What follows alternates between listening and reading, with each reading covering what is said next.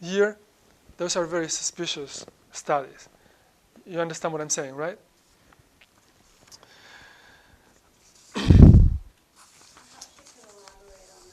Say it again. Perhaps you could elaborate on that. Are you saying that statistically speaking, the studies aren't conclusive because you can't compare states to states because of the difference with regards to how many executions and murders per capita there are in every state? Well, no, what I'm saying is, so you have the whole country in here,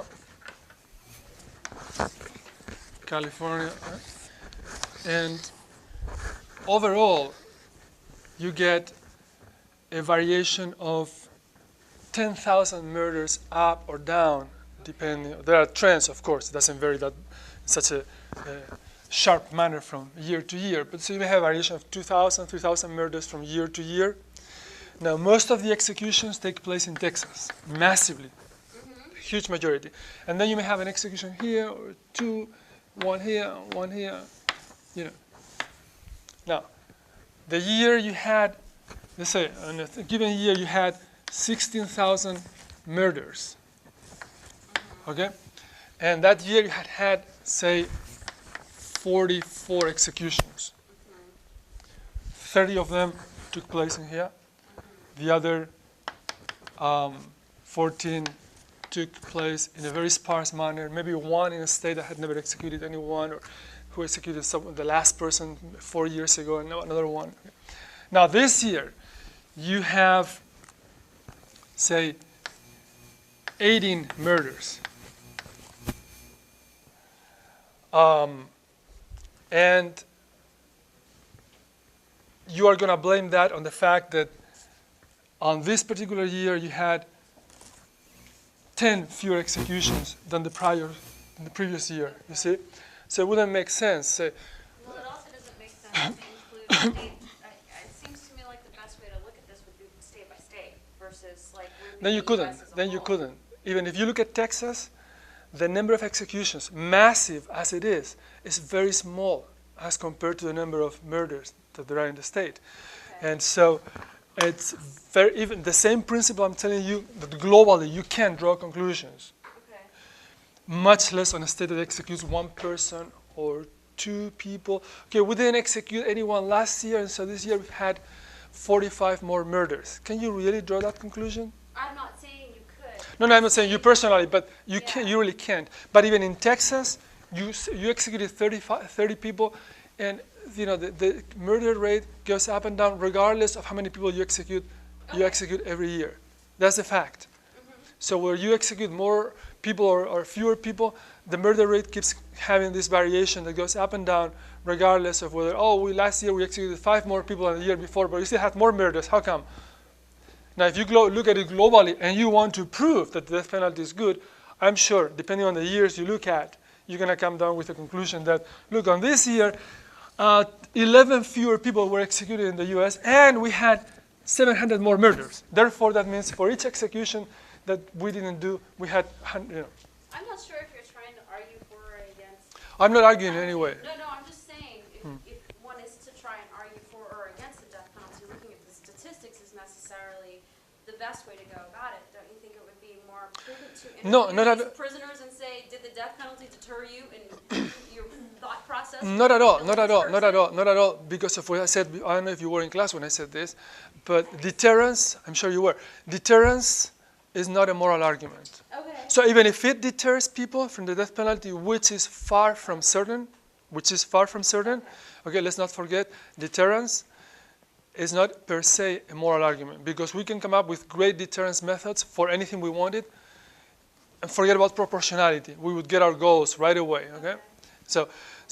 But still, we're discussing, does it deter? The studies we have are far from conclusive. Okay. We're not saying it does or it doesn't. They're far from conclusive. So you're saying it's not a moral argument and the studies are inconclusive. Right. Okay. It's not a moral argument, but besides that, the deterrence studies are very inconclusive. And social psychologists say when someone is bound to kill someone or is bent on killing someone, of course they think they're going to get away with it. They're not going to look at the statistics, you can be sure. You want to kill someone, you just go for it. Whatever possesses a person, when they want to do that, they're not going to look, oh, well, let me look at the statistics for this year, see if I should do it or not. They're not going to do it. You can be sure it won't work like that, okay? So, I know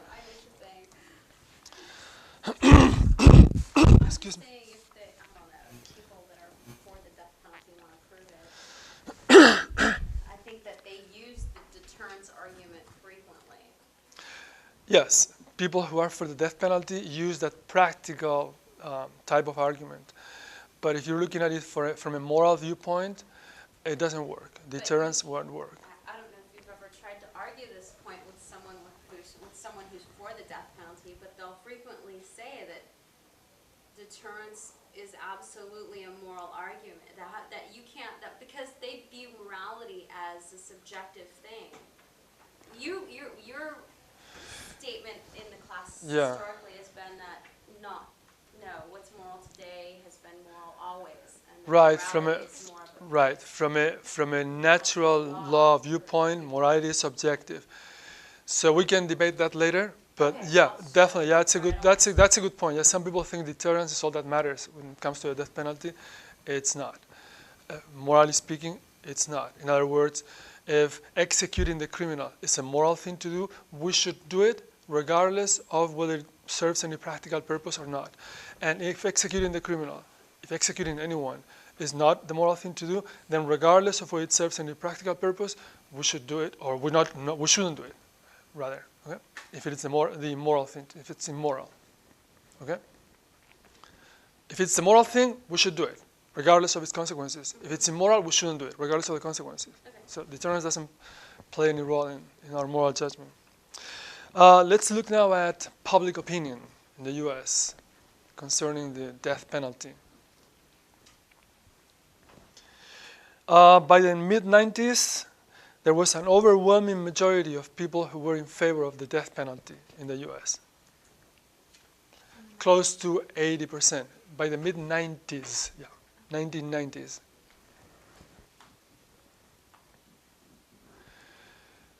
Ten, 12, 14 years later, by 2010,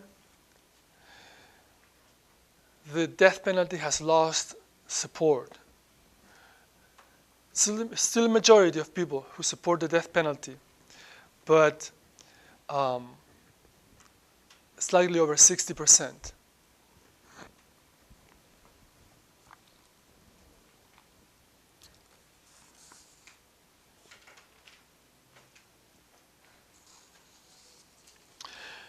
Going back to deterrence, let me tell you of a funny study that we have that was done in San Francisco that showed they looked at a street gang, a violent street gang, and they looked at the chances that the members of this gang had of being shot and killed in the streets in a given year. And they determined it was about 20% or something. And then they looked at the chances they had of being executed if they were convicted of murder and sentenced to die. And their chances were about half if they were on death row. Their chances of dying were about half if they were on death row than if they were in the streets. In other words, it was safer for them to be on death row because only 10% of murderers get sentenced to death. Of those who get sentenced to death, who go on death row, barely 10% get executed. So talking about deterrence, I mean, if you're going to be a really calculative murderer, what are my chances of being caught, number one? And then if I'm caught, what are my chances of ended up being executed? Well, you're going to really end up with very, very, very small chances, okay? Because most murderers do not get executed. Most people who are on death row do not get executed. So you have to be an unlucky one almost to be executed, which really plays very much against the idea that the death penalty deters crime.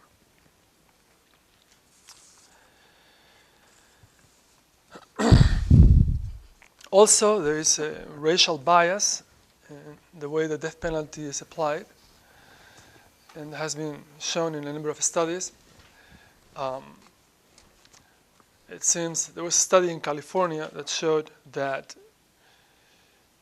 juries were more inclined to apply the death penalty, to sentence someone to death, when the victim of the crime was white, was a non-Hispanic white, than when the victim of the crime was a person of color, either African American or just darker looking.